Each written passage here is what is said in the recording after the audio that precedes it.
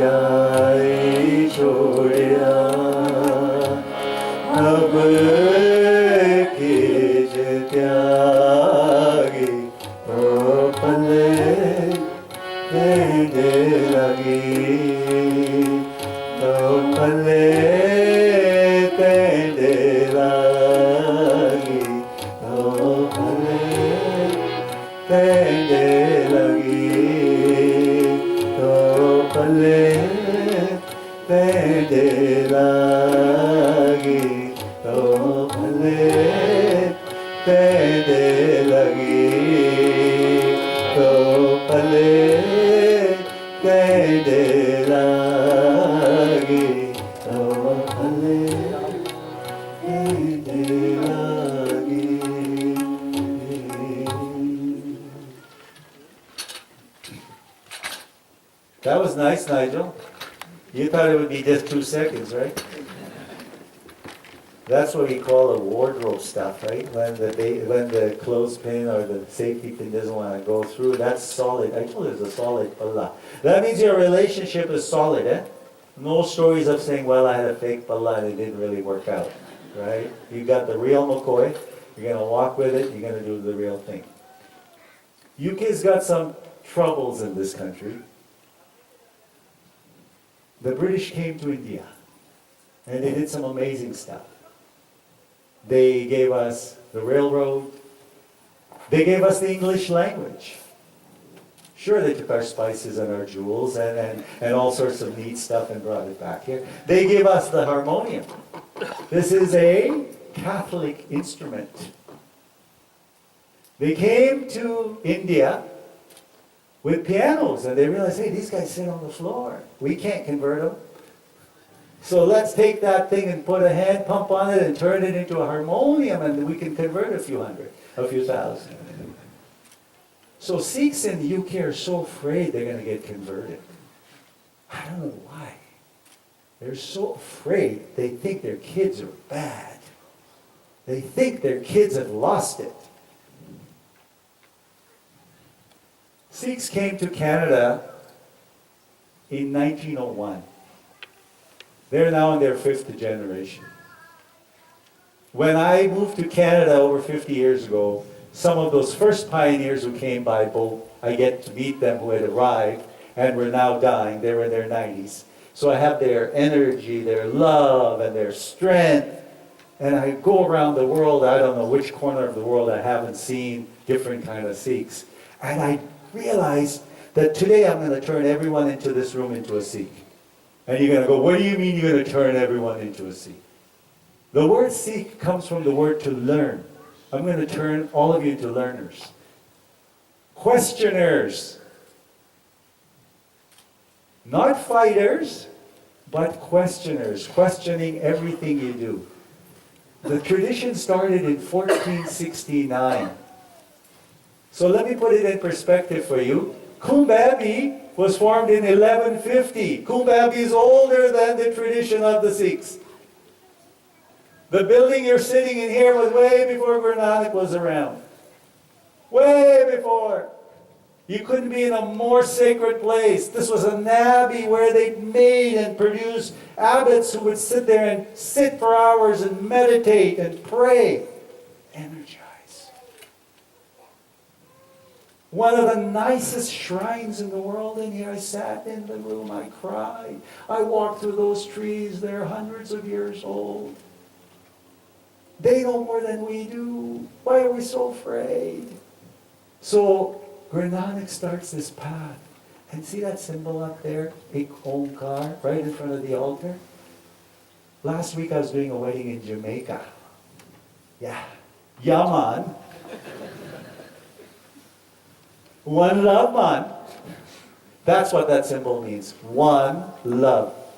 No, it doesn't mean one God. Wrong. You guys got a million gods, believe me. Every house I go to, everyone's got their own story of God. I ask them, does he have a beard? They'll say, yeah. The other one says, no, he doesn't. The other one says he prays every morning. The other one says, no, he smokes up every morning. So, who is the real God? But I do know everyone knows what love is. I know exactly what everyone knows what love is.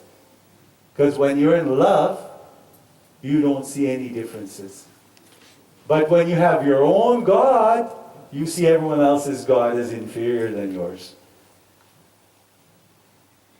So my journey in this thing, so they don't have the scriptures here. Just want to let you know. For those of you who are so afraid you're breaking all the rules.